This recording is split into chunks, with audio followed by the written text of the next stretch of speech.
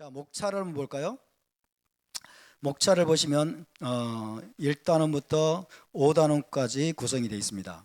1단원은 토라는 무엇일까요? 그랬어요. 이거는 토라의 정의를 말합니다. 토라의 정의, 토라의 개념을 바꿔주는 시간이에요. 잘못된 개념, 잘못된 정의를 이제 바로잡아 주는데 포커스가 맞춰져 있어요. 토라는 무엇일까요? 왜냐하면 토라에 대한 오해가 있기 때문에 기본적인. 두 번째는 토라의 기원, 토라는 언제부터 존재했고 언제부터 시작되었나. 그 3단원은 토라의 구성, 그러면 토라는 구체적으로 어떻게 이루어져 있는가를 알게 도와주는 거고, 그 다음에 4단원은 토라의 기능과 목적, 그러면 토라는 어떤 기능을 하고 어떤 목적을 수행하는 것인가를 알 수 있도록 돕는 것입니다. 그리고 마지막으로 중요한 거는 토라 준행까지 나가야 되죠. 토라 준행. 토라를 알아도 토라 준행이 안 되면 말짱 꽝입니다. 말짱 꽝이에요. 그래서 토라 준행까지 이제 할 수 있도록 도와주는 그런 시간이 되겠습니다. 부록에는 이제 좀 더 심도 있는 내용들이 담겨 있고요. 용어 설명, 613개 계명, 유대력, 파라샤 범위 이런 등등 있습니다. 자, 한 페이지를 넘기시면 제 1단원입니다. 1단원. 토라는 무엇일까요? 토라의 정의, 토라의 개념, 토라의 개념을 새롭게 정립하는 시간입니다. What is Torah? 근데 중요한 거는 이 개념과 인식의 전환이 필요합니다. 개념과 인식의 전환. 근데 토라라는 말을 못 들어본 사람이 상당히 많을 거예요. 우리 기독교인들 가운데는 토라라는 말을 못 들어본 사람이 상당히 많죠. 토라가 아니라 율법이라는 단어를 했겠죠. 그래서 첫 번째 단원의 목적은 율법에 대한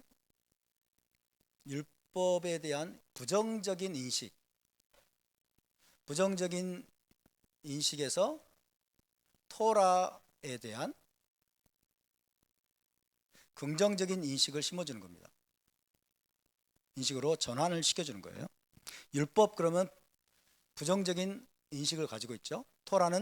그러나 토라는 결코 그런 것이 아님을 깨닫도록 도와주는 거죠. 율법에 대한 부정적인 인식은 한마디로 무거운 멍에라는 인식이 있죠. 무거운 멍에. 그 다음에 도저히 지킬 수 없는 어떤 법이다. 이런 생각들이 꽉 차 있죠. 무거운 멍이고 도저히 지킬 수 없는 멍에라는 이런 인식에서 이제 이 방향으로 돌이킬 수 있도록 돕는 것이 초점이 되겠습니다.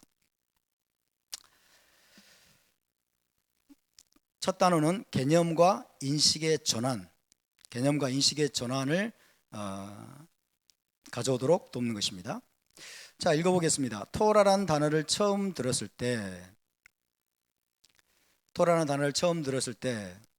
어떤 사람들은 무슨 뜻인지 의문을 가질 수 있습니다.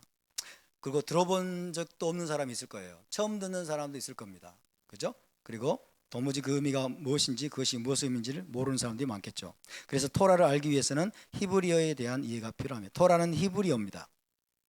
종교가 없더라도 성경이 히브리어로 기록된 것을 모르는 사람은 거의 없을 것입니다. 성경은 히브리어로 기록되어 있죠.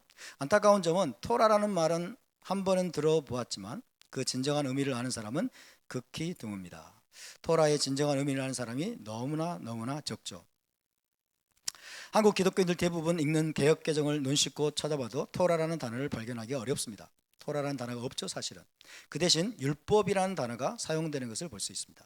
토라라는 단어는 안 나오지만 율법이라는 단어는 성경에 굉장히 많이 나오죠. 율법이라는 단어는 오늘날 기독교인들에게 상당히 부정적인 의미로 인식이 됩니다. 이때 이제 여러분이 물어보실 수 있어요. 율법이라는 단어를 들으면 어떤 느낌이 드십니까? 이렇게 물어봐야죠. 그죠? 일단 물어보고 율법에 대해서 어떻게 인식하고 계십니까? 라고 질문을 던지고 생각을 할 수 있도록 이제 도울 필요가 있겠습니다. 율법이라는 단어 오늘날 기독교인들에게 상당히 부정적인 이미지로 인식이 되죠. 무거운 멍에 도저히 지킬 수 없는 어떤 법 이런 이미지를 가지고 있죠. 그도 그럴 것이 율법이라는 단어를 처음 접하더라도 대단히 무거운 주제로 받아들여지고 어려운 것으로 생각되기 때문입니다.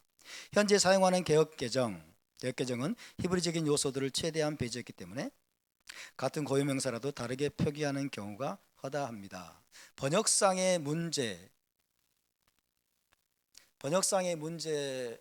상당히 큰 원인이 있습니다.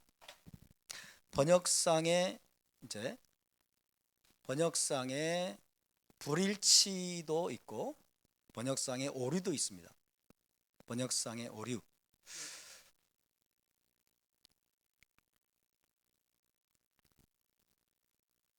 그리고 이제 히브리적인 관점, 히브리 관점에서 번역이 되지 않고 헬라적인 관점 혹은 서구적인 관점에서 번역이 되어 있는 경우가 굉장히 많죠. 그래서 히브리어 토라에 대한 진정한 의미를 많이 잃어버렸습니다.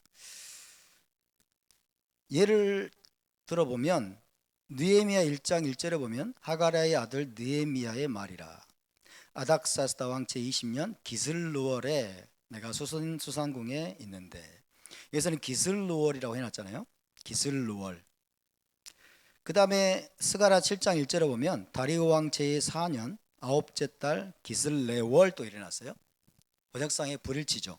기슬레월. 그래서 기슬루월은 뭐고 기슬레월은 뭔가 헷갈리죠. 기슬루월이든 기슬레월이든 히브리어로 하면 키슬레브월입니다. 키슬레브월은 몇째 달이죠? 9째 달이죠. 키슬레브월, 한우카가 있는 달입니다. 키슬레브월이지만 이러한 히브리적인 명칭과 고유명사를 통일시키지 않은 결과 같은 말도 다르게 받아들이게 됩니다. 또 다른 예를 보면 요아스 왕이 이와 같이 스가랴의 아버지 예호야다가 베푼 은혜를 기억하지 아니하고 그의 아들을 죽이니 그가 죽을 때에 이르되 여호와는 감찰하시고 신원하여 주옵소서 하니라. 역대하 24장 22절. 그런데 마태복음 23장으로 가면 그러므로 의인 아벨의 피로부터 성전과 제단 사이에서 너희가 죽인 바라기야의 아들 사가리아의 피까지 땅 위에서 흘린 의로운 피가 다 너희에게로 돌아가리라. 위에서는 스가랴라고 했는데 밑에서는 사가랴 이랬어요. 사가랴. 똑같은 인물입니다. 똑같은 인물인 스가랴를 구약에서는, 타나크에서는 스가랴, 신약에서는 사가랴로 번역함으로써 번역의 일관성이 사라졌어요. 서로 같은 인물로 인식이 안 돼버려요. 서로 다른 인물, 무관한 인물로 인식이 돼버립니다. 이외에도 히브리적인 유대적인 요소를 제거한 결과 본래 성경이 기록된 의도에서 심각하게 벗어나는 결과를 초래하게 되었습니다.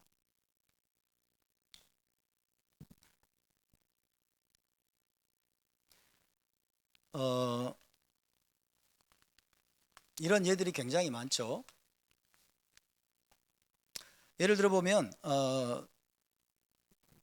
토라라는 단어도 마찬가지예요.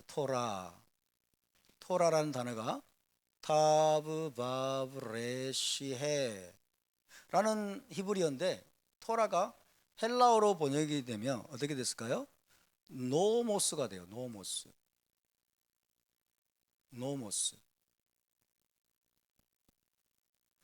노모스가 이제 영어로 번역이 되면 로가 되죠. 로. 원래 토라에 있던 풍성한 의미가 이제 서서히 축소가 되고 왜곡이 됩니다. 로. 법이 되죠. 법의 개념만 남게 되죠. 여기에다가 이제 우리 한국어로 번역이 되면 좀 더 부정적인 뉘앙스가 채색이 돼요. 그래가지고 율법이 돼버립니다. 율법. 그죠?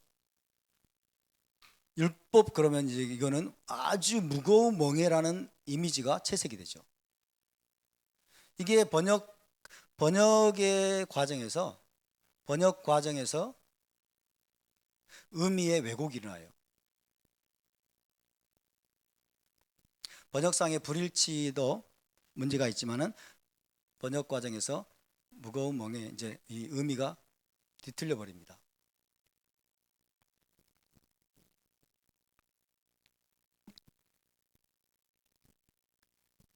그래서 처음에 토라에 가지고 있던 원래 의미가 이제 여기까지 올 때는 엄청나게 변질이 됩니다.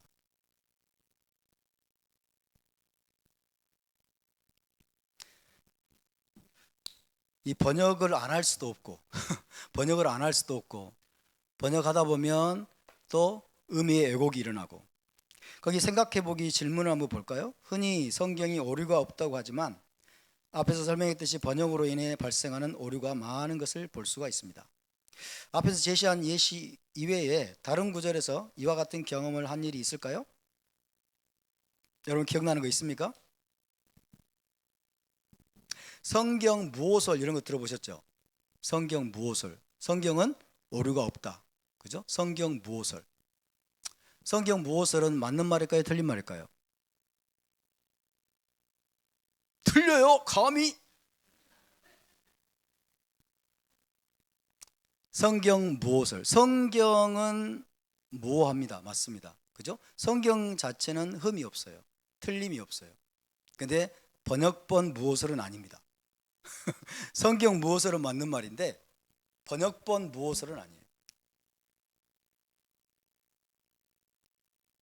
성경 하나님의 말씀을 신뢰할 만하죠. 그러나 하나님의 말씀에는 수많은 번역본이 있어요. 번역본 무호설은 아니에요. 번역본마다 상당히 많은 오류가 있어요. 왜곡이 있습니다. 그래서 우리가 이 두 가지를 헷갈리면 안 돼요. 이때 성경이라 하면 뭐랄까요? 아마도 원문, 그죠? 원문, 원본.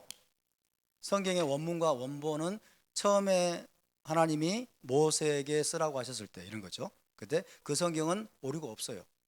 그렇지만 이것이 이제 헬라어로 번역되고 그 다음에 영어로 번역되고 라틴어로 번역되고 각가지 언어로 번역이 되면서 여러분 엄청나게 많은 의미의 왜곡이 일어납니다. 영어 성경만 해도 엄청나게 많은 종류가 있어요. 제가 알기로는 아마 100가지 넘을 거예요. 영어 번역본이 100가지가 넘어. 엄청나게 많죠. 그러니까 그 번역자에 따라서 번역자에 뭐가 들어가요? 사상이 들어가요. 번역자의 신학이 들어가요. 번역자의 왜곡된 관념이 들어가요. 그렇기 때문에 번역본에는 오류와 왜곡이 있을 수밖에 없다. 그렇다면 우리의 올바른 자세는 무엇일까요? 수많은 번역본들을 비교 대조해야 될 필요가 있어요. 수많은 번역본들을 비교 대조하면서 뭐냐면 원래 의미를 찾아가는 거예요. 그리고 가장 좋은 것은 원문을 공부하는 거겠죠. 그죠? 원문을 공부하는 것. 예를 들어서 토라면 히브리어로 공부를 하고 그래서 우리가 히브리어를 배우는 거예요. 히브리어를 배우고 히브리어도 이제 토라도 그러니까 구약 성경도 히브리어 타나크도 이제 종류가 여러 가지가 있어요.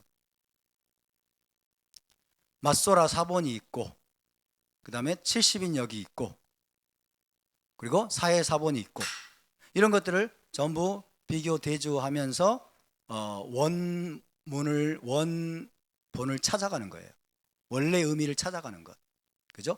하나님은 완전하신데 사람이 번역을 하고 사람이 사본을 베껴 쓰는 과정에서 오류가 개입되는 것은 어쩔 수가 없어. 이것은 사람이 하는 일이니까. 그래서 많은 번역본들을 비교 대조하고 연구하면서 원본에 가까운 의미를 찾아가는 것이 중요하다라는 거죠. 우리의 생각과 사고가 그래서 유연해져야 됩니다. 우리가 어린아이 때는 초중고생 때는 그냥 개역개적을 냅다 외웠죠. 한자도 틀리지 말고 다 외워야 돼. 그죠? 냅다 외웠어요. 가라사대 다 외우고 막 그렇죠? 한자도 틀리지 말고 다 외워야 돼. 그때는 그게 필요했어요. 그때는 그게 필요했지만 이제 우리가 여러분 토라를 배우고 히브리어까지 배우는 과정에서는 이제 우리의 사고가 좀 넓어져야 돼요. 유연해져야 돼. 그래서 번역본은 우리가 맹목적으로 신봉해서는 안 된다. 그렇기 때문에 킹 제임스 번역본을 여러분 완전 모호한 성경이라고 말하는 사람들은 완전히 말 그대로 생각이 없는 사람이에요. 여러분 이 생각이 없는 사람들이에요. 말도 안 되는 소리예요. 번역본에는 많은 오류가 들어갈 수밖에 없어요.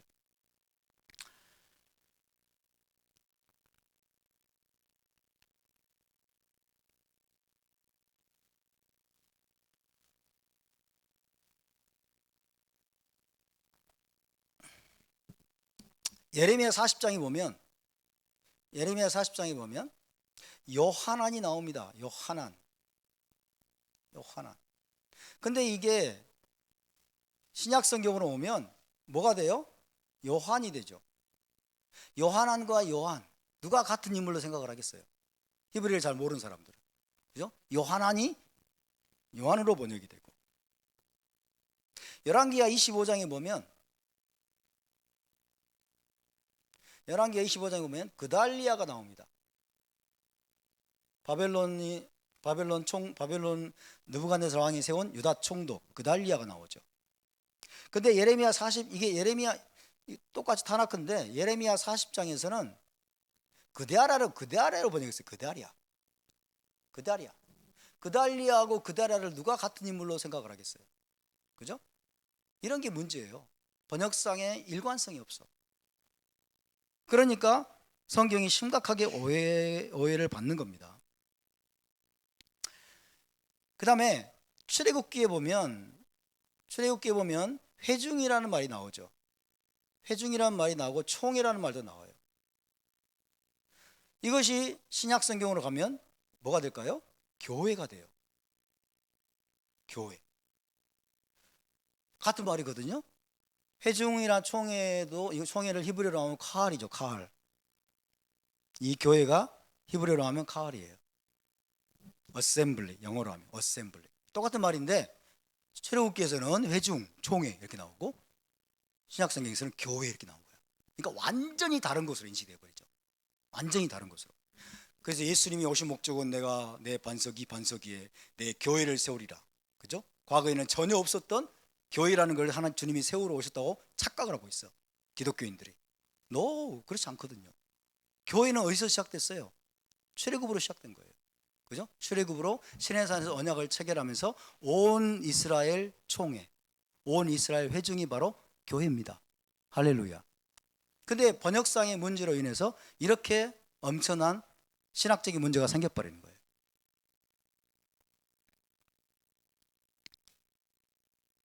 개역 한글에 보면요, 이제 개역 개정이 아니라 개역 한글에 보면 마태복음 10장 4절, 마태복음 10장 4절, 마가복음 3장 18절 보면 가나안인 시몬이라고 나와요. 예수와의 제자 중에 가나안인 시몬, 가나안 사람이에요. 예수와의 제자 중에 한 사람, 12제자 중 한 사람이 가나안 사람이야. 이 번역에 따르면, 개역 한글에 따르면 가나안인 시몬. 근데 가나안인이 아니고 가나나인. 개역 개정은 바꿨어요. 가나나인으로. 가나나인 이렇게. 그죠? 히브리어 칸나, 엘칸나. 그죠? 열심당원이에요. 열심당원. 그러니까 열심당원인데 이걸 오해해가지고 가나안인이라고 해버린 거예요. 가나안인. 킹제임스가 그렇게 돼 있거든요. 킹제임스가 오류가 없다고요? 네? 사탄이 변개시키지 못한 유일한 성경 킹제임스. 말도 안 되는 소리죠. 말도 안 되는 소리예요. 모든 번역본은 다 조금씩 여러분 오류가 있습니다. 조금씩 문제가 있어요.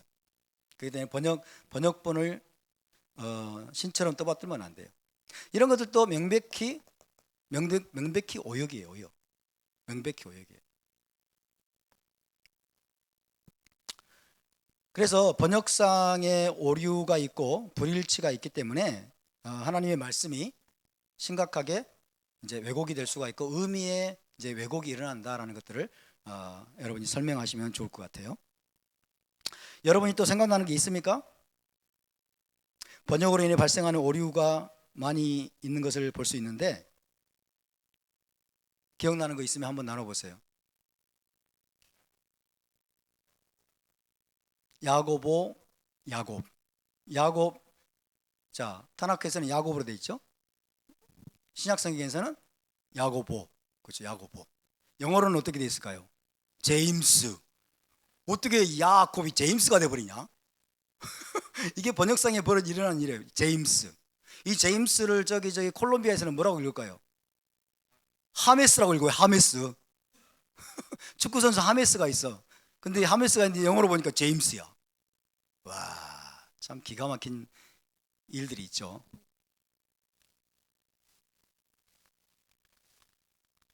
한 가지 더 예를 들어보면, 자, 예슈아의 이름도 있죠. 예슈아. 예슈아의 이름이 히브리어로 예슈아잖아요. 헬라어로는 뭘까요? 헬라어로는 예수스가 돼요. 예수스.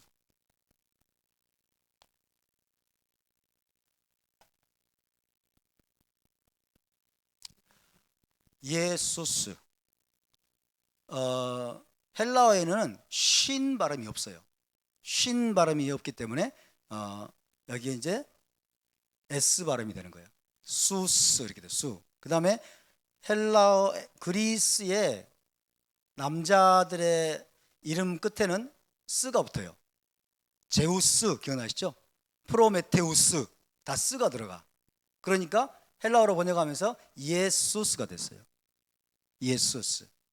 이거 라틴어로 번역이 됐는데 이 라틴어에서는요 J가요 예 발음이에요. J가 영어로 하면 이제 Y 발음이야. 그래서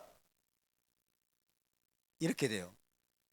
그래서 고대 라틴어와 이제 킹 제임스 당시의 발음으로는 예수스가 됩니다. 예수스. 그래가지고 이것이 영어로 발음을 하게 되면 지저스가 되죠. 지저스. 그래서 자, 지저스와 예슈아의 발음을 한번 보세요. 예슈아, 지저스. 거의 다르죠? 거의 다르죠. 근데 무식한 사람들이 지저스라고 부르면 안 된대. 왜냐하면 지저스 크라이스트가 영어에서는 욕으로 쓰인대. 어우 지저스 뭐 이러잖아요. 어우 크라이스트 이런다고. 욕설이라는 거야. 욕설. 영어에서. 그러니까 지저스 크라이스트는 쓰면 안 된다는 거지. 반드시 예슈아라고 해야 된대. 동의하십니까? 그러면 영어 성경에서 지저스를 빼야지. 영어 성경 지저스를 다 지워버려야지. 크라이스트를 지워버려야지. 그죠? 그걸 욕설로 쓰는 사람이 잘못된 거죠. 목사님, 저 질문이 하나 있어요. 네. 미국 사람이나 저 있는 사람들 주루살렘이라 그러잖아요. 근데 원래 제루살렘. 예루살렘. 예. 네. 그래서 예루살렘은 원래 우리가 하는 용어인데 미국 사람들은 주루살렘이라고 그러거든요. 그것도 제루살렘. 같은 맥락이라. 제루살렘도 마찬가지죠. 그죠? 예. 제루살렘도 마찬가지예요.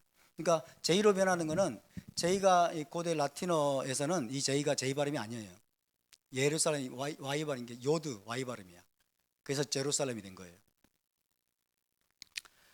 그래서 지저스라고 하면 안 되고 크라이스트라고 해도 안 된다는 말에 속지 마세요. 그죠? 지저스도 안 되고 크라이스트도 안 되면 영어 성경에서 다 빼야 돼 그거를. 그죠? 좀 더 묻겠습니다. 그럼 예수라고 하면 안 되고 예슈아라고 꼭 해야 된다. 어떻게 생각하세요? 예수라고 하면 안 된다 그러면 성경에서 예수를 빼야죠. 그죠? 개혁개정에서 개혁 한글에서 예수를 빼야지. 예수라고 하면 안 된다고. 예슈아라고 해야 된다면. 그러니까 머리를 좀 쓰라 이거야. 응? 너무 반지성적인 주장들이 마치 막 메시아적인 것처럼 정통인 것처럼 떠돌아다니는 사람 보면 기가 막혀요. 응? 예수라고 쓰면 안 되면 예수를 성경에서 빼야지. 그렇지 않습니까? 유대인들이 예슈아를 저주하기 위해서 이제 에크로님을 썼잖아요. 에크로님. 이거는 이마흐, 그 다음에 시모 이렇게 돼요. 이마흐, 시모, 베지크로 이렇게 돼요. 이마크의 요드, 그 다음에 시모의 신, 그 다음에 베지크로. 그러니까 그의 이름과 그의 기억이 도말되게 하소서. 이런 뜻이에요. 그러면 요드와 신과 바브예요. 그러면 예슈예요. 예슈와 예수는 다르죠. 예슈라고 하면 안 돼요. 사실은 예슈라고 하면 안 되겠죠. 왜냐하면 이건 예슈와를 저주하기 위해서 유대 정통 유대교에서 만들어낸 이름이기 때문에. 그렇지만 예수는 아니에요. 예수하고 예슈는 다르죠. 제가 가르쳐 줬어요. 그렇게 하지 말라고. 예슈하고 예수는 다르다고. 근데도 말을 안 들어. 얼마나 교만한지. 이 사람들이 메시아닉으로 들어온 사람들이 항고 집회요. 그까지 예수는 안 된대. 그리고 예슈아라고 해야 된대. 예슈아라고. 응? 그러니까 이 우리의 생각이요 굉장히 유연해야 됩니다. 그리고 지성적이어야 돼요. 합리적이고 논리적이어야 돼. 무턱대고 막 예수는 안 된다고 그러고 예슈아라고 해야 된다고 그러고. 응? 아니 그러면 성경책에서 당신 성경책에 지우라고 그래야지. 어쨌든 이 우리가 생각해봐야 될 문제가 바로 그런 거예요. 번역상의 이제 불일치나 번역상의 오류로 인해서 발생하는 많은 문제들이 발생을 한다. 그리고 한글 개역 개정과 개역 한글에서도 많은 번역상의 문제들이 있다는 사실을 인정을 하고 또 보게 만들면서 여러분이 지금 이 질문을 하는 이유는 뭐냐면 이제 율법이라는 단어가 원래 토라에서 온 것인데 토라가 율법으로까지 번역이 되면서 이 의미가 굉장히 와전이 되고 왜곡이 되었다라는 사실을 지금 인식하도록 지금 하기 위해서 빌드업을 하는 겁니다. 빌드업. 그래서 여러분이 이제 학생 여러분이 당신이 지금 가지고 있는 율법에 대한 그 부정적인 의미 혹은 무거운 멍해라고 하는 인식 자체가 원래는 없었다. 원래 성경에는 없는 것이다. 번역의 과정에서 그리고 성경이 수많은 이제 세월을 지나면서 번역자들 그리고 신학자들의 어떤 사상과 이런 것들이 첨가되면서 그런 의미가 이제 덧칠해진 것이다. 라는 것을 여러분이 설명할 필요가 있겠죠. 그러면서 이제 13페이지로 갑니다. 그렇다면 원래 토라의 진정한 의미는 무엇일까? 그죠? 번역의 모든 와전된 의미들을 다 이제 거슬러 올라가서 원래 토라가 가지고 있는 진짜 의미는 무엇이겠는가를 이제 함께 살펴보는 겁니다. 히브리어로 토라는 흔히 기독교인들이 생각하는 율법이라는 뜻이 아니라 가르침, 교훈, 지침의 의미를 갖고 있습니다. 이게 제일 중요한 거예요. 토라의 정의, 토라의 개념. 이번 과에서 확실하게 인식시켜야 될 것입니다. 자, 히브리어 토라의 의미는 teaching, 가르침, instruction, 교훈. 자, 가르침, 교훈입니다. 혹은 지침, 가이던스죠. 그리고 법이라는 의미도 있습니다. 그렇지만 기본적으로 법만이 아니라 가르침, 교훈, 지침, 법 이렇게 다양한 의미들을 가지고 있다.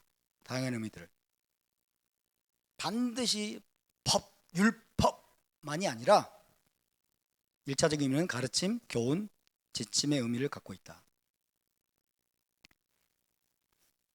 율법이라고 했을 때, 자, 토라를 율법이라고 했을 때 느낌과 가르침이라고 했을 때 느낌이 어떻게 다른지 한번 물어보세요. 그죠? 여러분이 공부를 하실 때 율법이라고 할 때 느낌이 어떠시고 가르침이라고 토라를 할 때 어떤 느낌인지를 물어볼 필요가 있겠죠. 가르침이라고 하는 것은 좋은 것입니까? 나쁜 것입니까? 좋은 거죠. 가르침은 좋은 것입니다.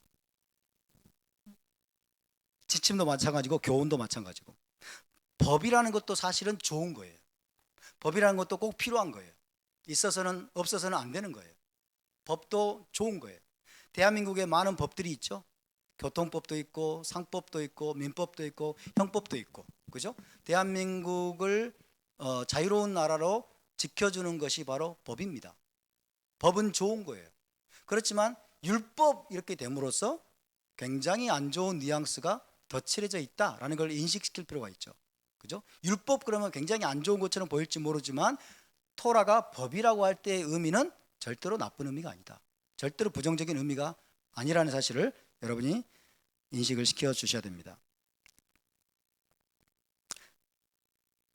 자, 그 그림이 이제 토라 스크롤입니다. 토라 스크롤을 지금 읽고 있는 장면이고요. 토라 스크롤. 어원적인 측면에서 토라는 히브리어 동사 야라에서 왔습니다. 야라. 호라는 히필령이고요. 야라 해봅시다. 야라라는 동사에서 왔어요. 야라라는 동사에서 온 단어가 토라예요. 토라.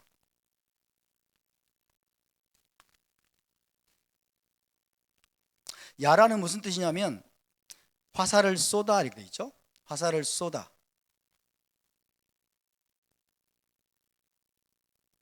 화살을 쏘다, 관역을 맞추다 이런 의미를 가지고 있어요.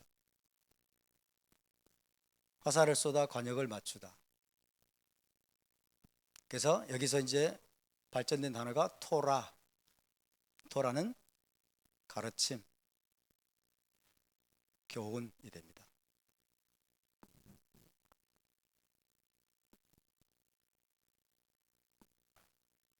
모래라는 단어도 있죠. 같은 어원에서 났는데 모래. 여기서 모래는 이제 티처가 돼요. 가르치는 자, 티처, 선생, 교사. 호래도 있죠. 호래 해봅시다. 호래는 부모가 됩니다. 부모도 아이를 가르치는 존재죠. 그죠? 요래도 있습니다. 요래. 해봅시다. 요래. 다 같은 어원에서 나온 거예요. 요래는 이른비를 말하죠. 이른비. 자, 야라라는 단어에서 나온, 야라라는 어근에서 나온 토라, 모래, 호래, 요래, 이 의미들 가운데 부정적인 것이 없어요. 부정적인 의미를 갖고 있는 게 없습니다. 교사, 선생, 부모, 이른비, 그리고 가르침, 교훈. 한마디로 말하면 뭐예요? 생명을 주는 거예요. 생명을 주는 것이다. 이른비는 이 땅에 생명을 주는 거고, 부모는 자녀들에게 아이들을 가르침으로써 생명을 주는 거고, 선생님도 마찬가지고.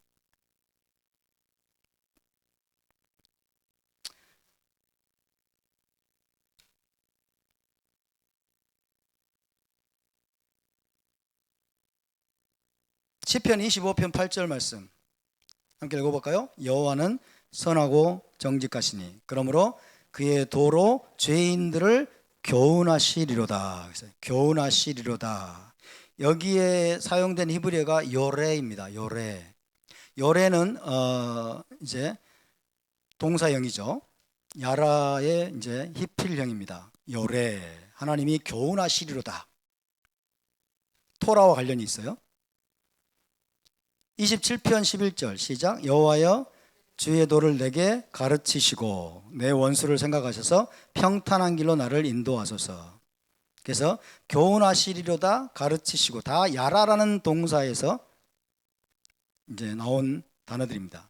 가르치시고 여기는 호레라고 되어 있어요. 호레. 야라에서 나온 거죠. 호레, 가르치시고, 교훈이 나오고 가르침이 나옵니다. 자, 흥미롭게도 고대 히브리인들은 하나님의 말씀인 토라를 비와 이슬로 비유했습니다. 신명기에서 모세가 토라를 비와 이슬로 비유를 했어요.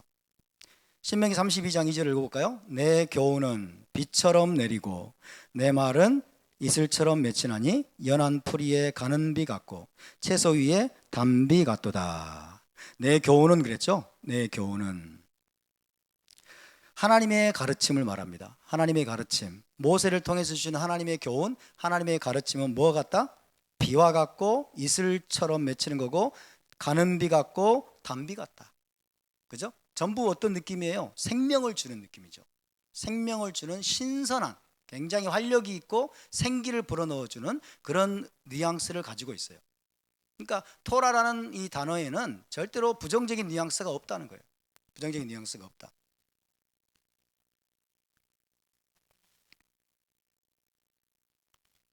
다음 페이지를 넘어가 보면 비가 그려져 있습니다. 풀잎 위에, 나뭇잎 위에 비가 내리고 생명을 주는 생명의 비, 축복의 비죠. 풀잎에 맺힌 이슬도 마찬가지고요. 성경에 나오는 이른비도 이 어원에서 기인한 단어입니다. 요래죠, 요래. 신명기 11장 14절 읽어볼까요? 시작. 여호와께서 너희의 땅에 이른비, 늦은 비를 적당한 때에 내리시리니 너희가 곡식과 포도주와 기름을 얻을 것이요. 이른비가 요래죠. 가을에 내리는 비입니다. 초막절 직후에 내리는 비. 태양력으로 하면 9월, 10월경에 내리는 비가 요래입니다. 늦은 비, 봄에 내리는 비죠. 봄에 내리는 비. 4월이나 5월 중에 내리는 비. 늦은 비는 말코시라고 합니다. 말코시. 이른 비와 늦은 비가 내려야 식물이 자랄 수 있죠. 식물이 자라고 곡식이 자라고, 그래서 결실을 할 수가 있습니다. 그래서 곡식과 포도주와 기름을 얻을 것이요 라고 말하고 있죠. 그래서 이른 비라는 단어도 바로 야라라는 동일한 어원에서 기원을 했다라는 거죠.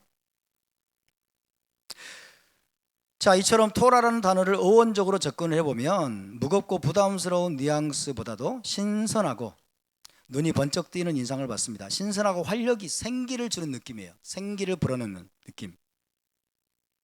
따라서 토라를 율법이라는 단어로만 치부해버리면 안 된다는 거죠. 그 단어가 본래 가지고 있던 신선하고 아름다운 의미를 놓치게 됩니다. 그러면서 한 가지 예시를 들었어요. 한국 사람이 좋아하는 음식 중에 김치전이 있어요. 김치전. 영어로 번역하면 김치 팬케이크 이렇게 하면 김치 팬케이크라고 할 수 있는데 대단히 어색한 번역이죠. 김치 팬케이크. 전이라는 음식과 팬케이크라는 음식이 다르다는 거죠. 전이라는 음식은 밀가루나 계란 등의 반죽을 기름에 지져서 만든 짭조름한 음식이래요. 팬케이크라는 단어는 보통 가벼운 음식 혹은 디저트로 통용이 되기 때문에 영미권 사람들은 김치전이라는 음식을 영어로 듣게 되면은 대단히 어색하게 받아들이고 그 다음에 이해를 못하죠. 이해하기 어렵습니다. 마찬가지로 서로 다른 언어를 번역할 때는 그 나라의 문화를 이해한 상태에서 번역을 해야 되는데 그렇게 되지 못하는 경우가 많죠. 만약 번역하고자 하는 언어의 문화권이 번역자의 문화권에 없는 개념이라면 고유명사로 번역하는 것이 바람직합니다. 자, 그래서 번역이 어려워요.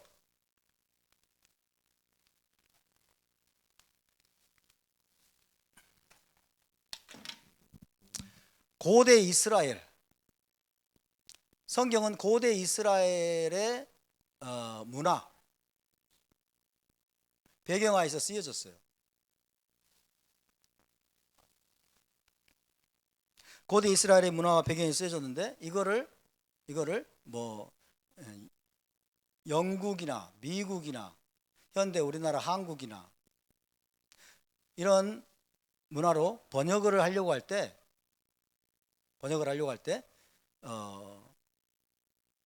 없는 개념이 많아요. 없는 개념.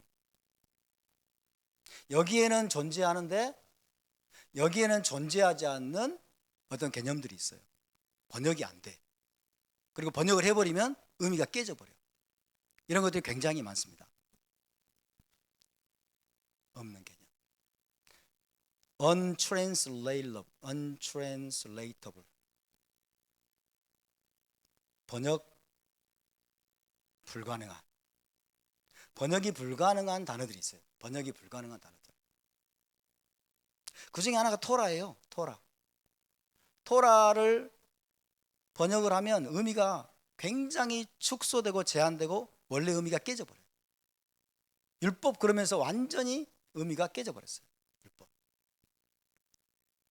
그래서 율법이라고 번역하지 말고 이런 이제 번역이 불가능한 단어들은 그대로 음역을 하는 게 오히려 좋다는 거예요. 음역. 토라 이렇게.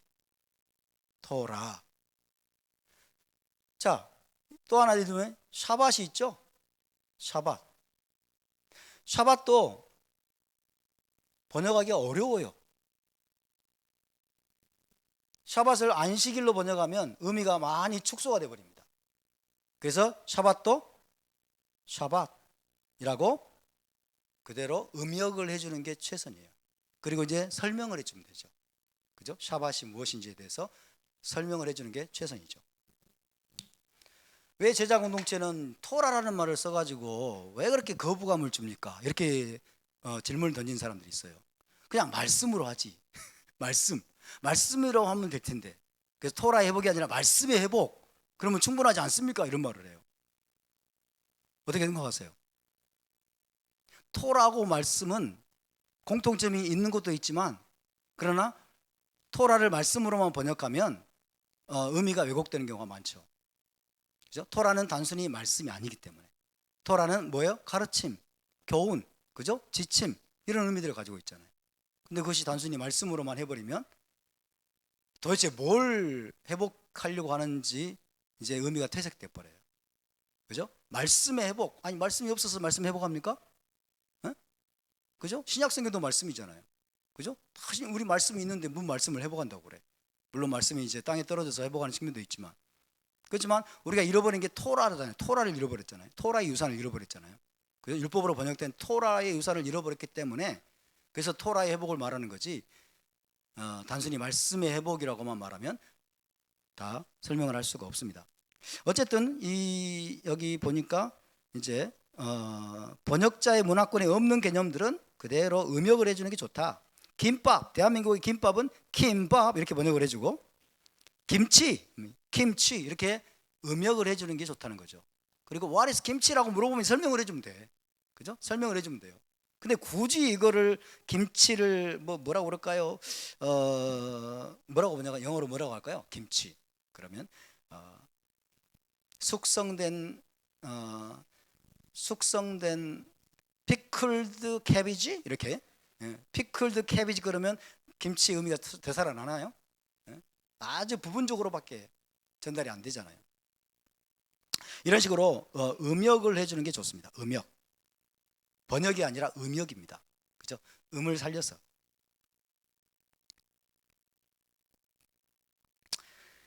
이제 그 다음이 중요합니다. 그 다음에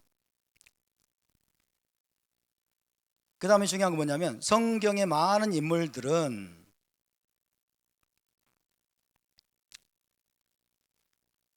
여기서 성서라고 쓰여 있잖아요. 저는 성서란 말을 개인적으로 별로 안 좋아해요. 성경이라는 말을 좋아합니다. 크게 중요한 건 아니지만 성경이라는 말을 좋아하는 사람이 있고 성서라는 말을 좋아하는 사람도 있어요. 성경, 성서 어떤 게 더, 괜히 제가 미리 이야기를 했네. 성경, 성서 큰 차이는 없어요. 성경으로 써도 되고 성서라고 써도 괜찮아요. 이거는 이제 격결로 빗나가서 말씀드리는 거예요.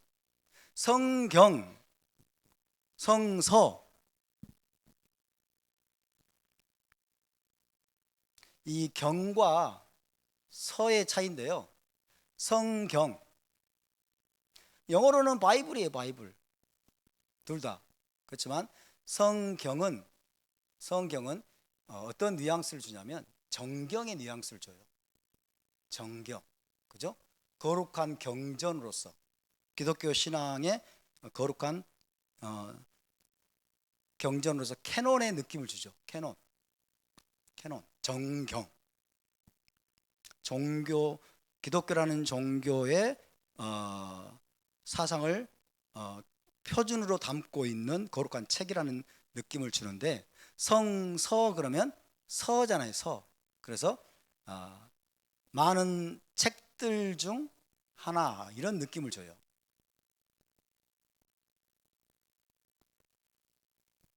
그렇게 안 느끼는 사람도 있어요. 상관은 없는데,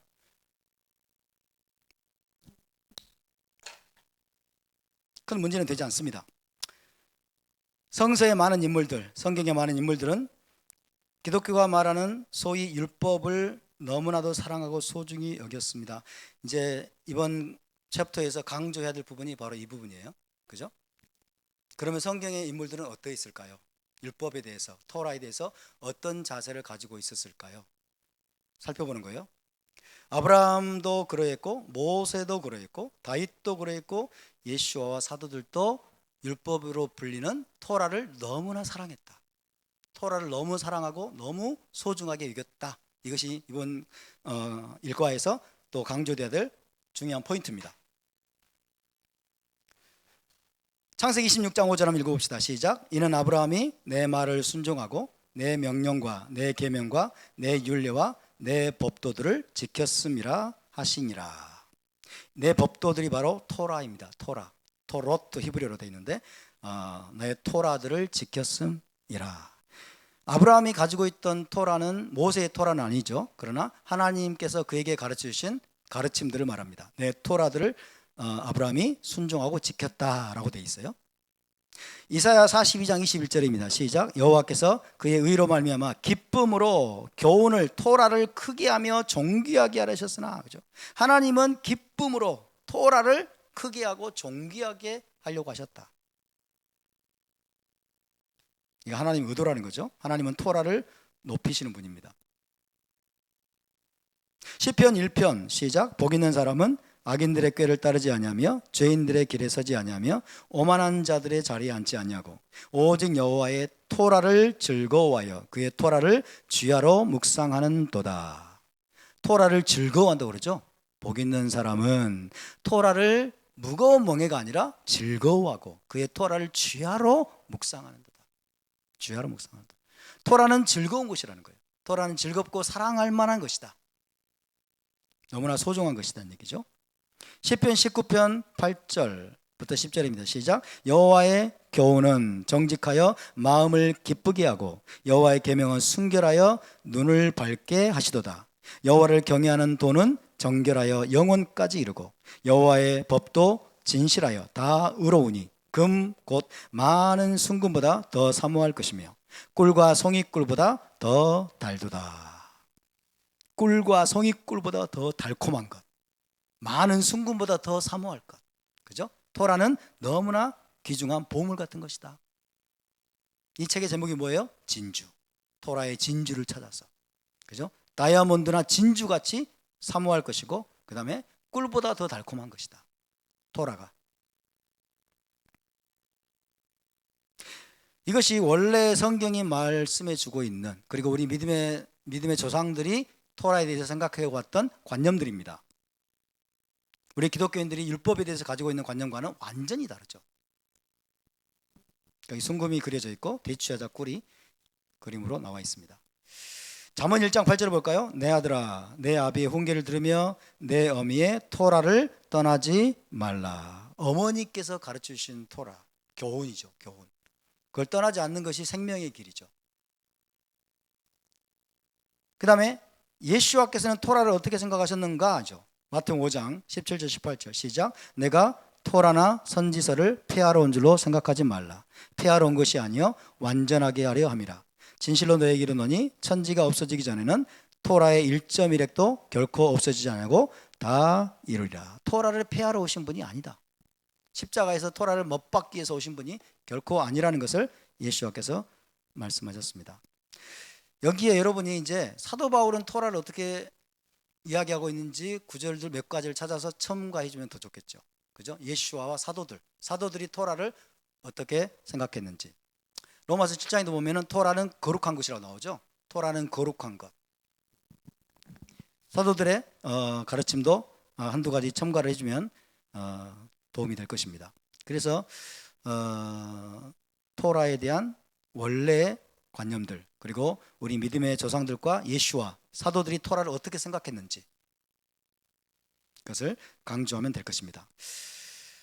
계속 볼까요? 이렇듯 성경 곳곳에서 토라는 그 자체로 소중하고 사랑스러우며 고귀한 가치로 묘사가 됩니다. 이제 율법이라는 단어가 가진 무거운 이미지를 버리고 정금같이 귀하고 송이꿀만큼이나 달콤한 의미를 열린 마음으로 받아들인다면 그 속에 감추어진 진정한 보화를 발견하게 될 것입니다. 아래의 정리하기를 통해 이번 단원에 배운 내용을 복습하고 정리하는 시간을 가져봅시다. 그러면서 정리를 하는 시간이에요. 이번 단원에서 배운 내용들을. 첫 번째, 율법이라는 단어에 대해서 어떤 이미지를 갖고 계셨나요? 무거운 멍에, 도저히 질 수 없는 멍에, 아주 우리를 올가매고 속박하는 것, 이런 이미지를 가지고 있었습니다. 그렇죠? 성경의 인물들은 왜 토라를 그토록 사랑하고 소중히 여겼을까요? 이건 한번 토론을 해봐야 되겠죠. 성경의 인물들은 왜 토라를 그토록 사랑하고 소중히 여겼을까요? 네?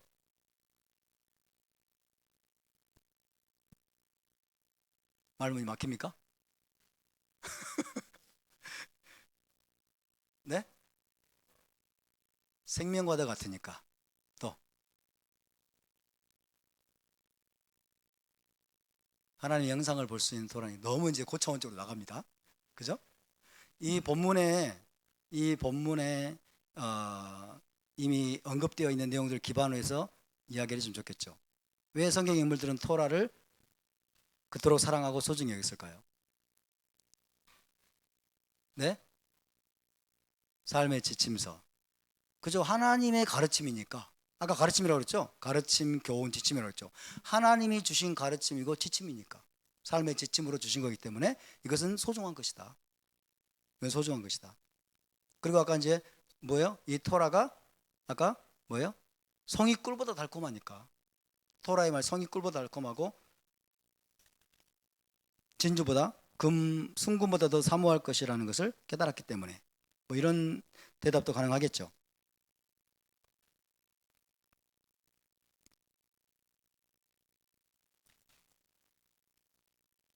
이 단원을 공부한 소감을 나눠볼까요? 한번 나눠봅시다. 자유롭게.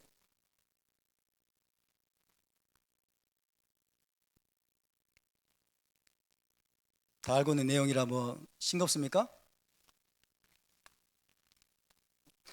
자, 정리를 해봅시다. 토라의 정의입니다. 토라의 정의. 토라의 올바른 개념 정립이에요. 단원의 목표는 첫 번째,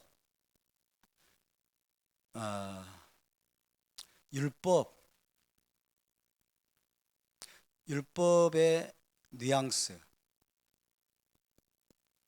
율법의 뉘앙스가 why, 어떻게 생겨난 것인가?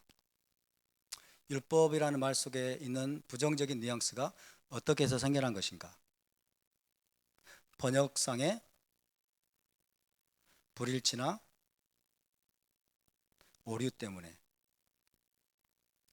그 다음에 히브리 관점이 아니라 헬라적인 관점으로 번역이 된 문제 때문에 이런 일들이 벌어질 수 있다.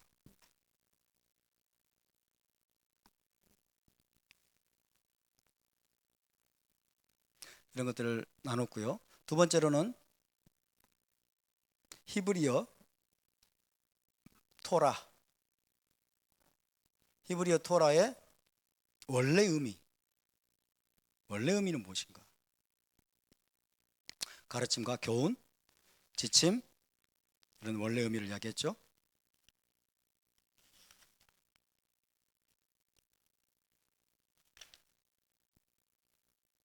그리고 세 번째로는 믿음의 조상들, 예수와 사도들은 토라, 율법으로 번역된 어떻게 생각했나?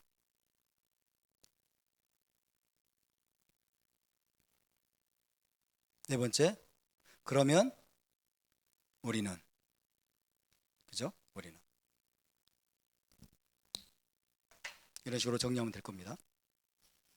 그래서 율법이라는 단어에 대해서 가지고 있었던 부정적인 뉘앙스를 버리고 원래 토라에 있는 본래 의미, 그 의미, 그 정의를 인식하고 깨달을 수 있도록 그렇게 공부를 진행을 해가면 의미 있는 공부가 될 것이라고 생각이 듭니다.